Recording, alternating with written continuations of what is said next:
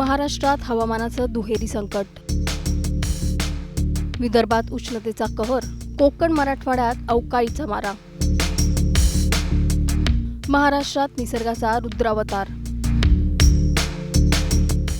महाराष्ट्रात सध्या निसर्गाचा विचित्र खेळ सुरू आहे. एका बाजूला विदर्भ अक्षरशः आगीच्या भट्टीत होरपळतोय, तर दुसऱ्या बाजूला अवकाळी पाऊस, विजांचा कडकडाट आणि वादळी वाऱ्यांनी राज्यातील अनेक जिल्ह्यांना झोडपून काढण्याचा इशारा देण्यात आलाय. मे महिन्याच्या शेवटी राज्यात मान्सूनपूर्व परिस्थिती दिसणं सामान्य मानलं जातं, पण यंदाचं चित्र पूर्णपणे वेगळं आहे. नेमकं महाराष्ट्रात सुरू काय आहे? मे महिन्यातच हवामान इतकं अस्थिर का झालंय आणि पुढचे काही दिवस राज्यासाठी आणखी धोकादायक ठरणार आहेत का?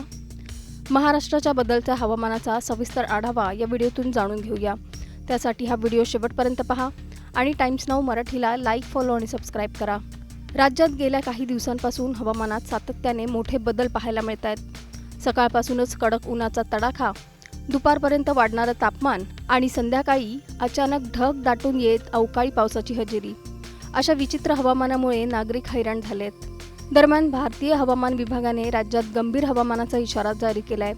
हवामान विभागाने विदर्भातील 6 जिल्ह्यांना उष्णतेचा अलर्ट दिलाय. अकोला, अमरावती आणि वर्धा या जिल्ह्यांना रेड अलर्ट जारी करण्यात आलाय. म्हणजेच या जिल्ह्यांमध्ये उष्णतेची तीव्र लाट येण्याची शक्यता आहे. तर नागपूर, चंद्रपूर आणि यवतमाळ या जिल्ह्यांना ऑरेंज अलर्ट देण्यात आलाय. या भागांमध्ये तापमान मोठ्या प्रमाणात वाढण्याची शक्यता असून नागरिकांनी अत्यावश्यक कामाशिवाय दुपारी बाहेर पडू नये असा सल्ला प्रशासनाकडून देण्यात आलाय. विशेषतः लहान मुलं, ज्येष्ठ नागरिक आणि शेतकऱ्यांनी काळजी घेण्याचं आवाहन करण्यात आलंय. दुसरीकडे राज्यातील अनेक भागांमध्ये अवकाळी पावसाचं संकट निर्माण झालंय. हवामान विभागाच्या अंदाजानुसार दक्षिण कोकण, गोवा, मध्य महाराष्ट्र आणि मराठवाड्यात मेघगर्जनेसह हलका ते मध्यम पाऊस पडण्याची शक्यता आहे. काही भागांमध्ये विजांचा कडकडाट आणि सोसाट्याच्या वाऱ्यांचाही इशारा देण्यात आलाय. रायगड, रत्नागिरी, सिंधुदुर्ग, पुणे, सातारा, सांगली, कोल्हापूर, सोलापूर, अहिल्यानगर, बीड, परभणी, नांदेड, लातूर आणि धाराशिव या 14 जिल्ह्यांमध्ये अवकाळी पावसाची शक्यता वर्तवण्यात आली आहे. यामुळे शेतकऱ्यांची चिंता वाढली आहे, कारण अनेक ठिकाणी फळबागा, भाजीपाला आणि काढणीला आलेल्या पिकांना अवकाळी पावसाचा फटका बसण्याची शक्यता आहे. कोकणात तुरळक ठिकाणी पावसासह विजांचा कडकडाट होऊ शकतो.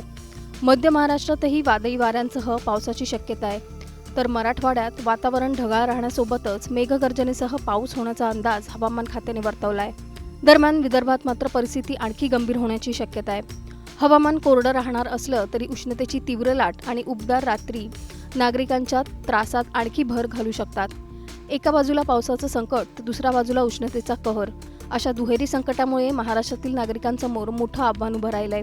दरम्यान मे महिन्यातच महाराष्ट्रात इतकं टोकाचं हवामान का पाहायला मिळतंय? एका बाजूला लोक उष्णतेने होरपळतायत, तर दुसऱ्या बाजूला अवकाळी पाऊस शेतकऱ्यांच्या चिंतेत भर टाकतोय. तुमच्या जिल्ह्यातलं वातावरण नेमकं कसं आहे?